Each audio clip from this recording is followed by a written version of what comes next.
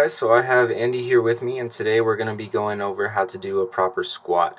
So the bodyweight squat really targets the quads, glutes, gastrocnemius, hamstrings, and anterior tibialis. So the first thing I'm going to have him do is get in a proper squat stance form with his feet shoulder width apart and his toes slightly pointed outward.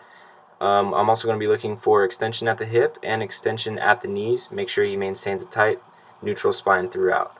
So the first thing I'm going to have him do is hinge at the hip, which is hip flexion, and that causes flexion at the knees.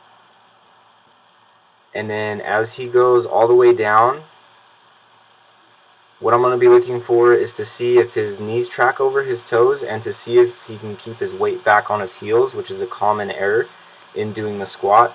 Another thing too is people always tend to lose the neutral spine, so I'm going to go ahead and put the dowel rod on his back and make sure that the rod touches at his head, his thoracic spine, and his sacral spine.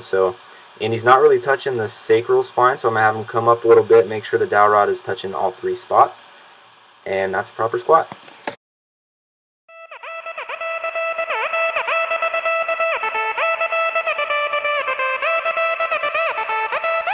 So the next exercise we're going to be looking at is the push jerk. This exercise is really good for accessing shoulder strength, rotator cuff stability, and also hip power.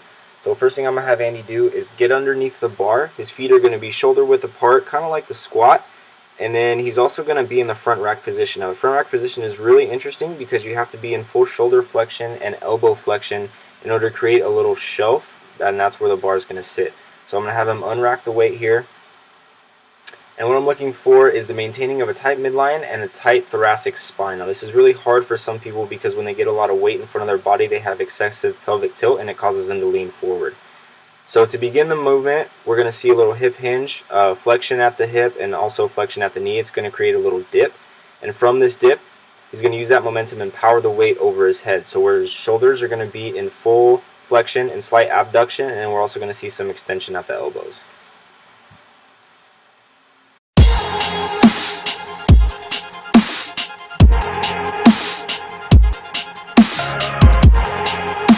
Alright guys, so the next exercise we're going to be looking at is the deadlift. So I'm going to have Andy start with his feet shoulder width apart. He's going to go ahead and grab the bar. And what I'm looking for is a proper hip hinge, so flexion at the hip and also flexion at the knees. Good way to remember proper form for this is your body wants to be like a play button over the bar. Also want to make sure that he's maintaining a neutral spine, so I'm going to go ahead and put the dowel rod on his back, make sure that it's touching at all 3 points.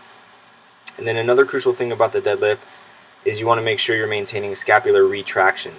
So pulling your scapulas together, that's going to make sure that his chest is going to be up and he's not going to have an excessive lumbar curve throughout the lift.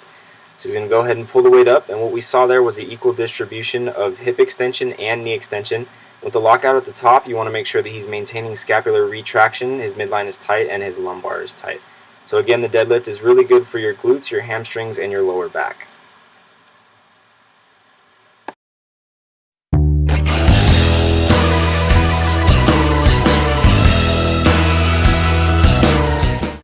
Alright guys, so the next exercise we're going to be taking a look at is the seated cable row.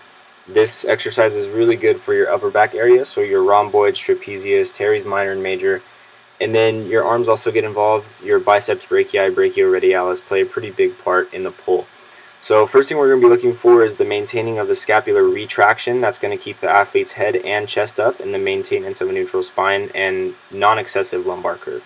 And then with the pull, you want to make sure that the elbows are tucked in, so you have elbow flexion and also some stability from the rotator cuff and the shoulder. Again, making sure that the athlete's head is straight, thoracic spine is tight.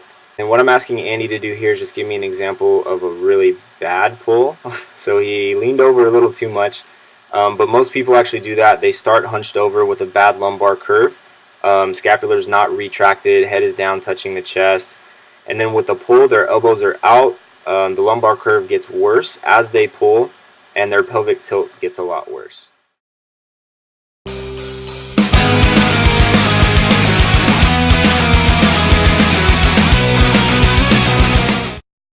The exercise we're going to be looking at is a classic bench press. Now this exercise is really good at targeting the pectoralis major and minor, all 3 heads of the tricep, as well as anterior deltoid stability.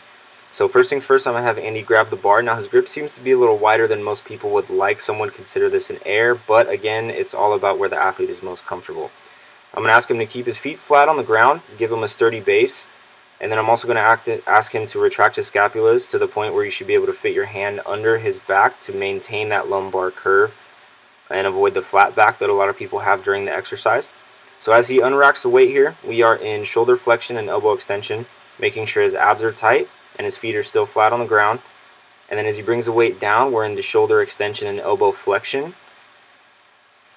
And then as he brings the weight back up, we're back into shoulder flexion and elbow extension. And that's it, guys. Thanks for watching.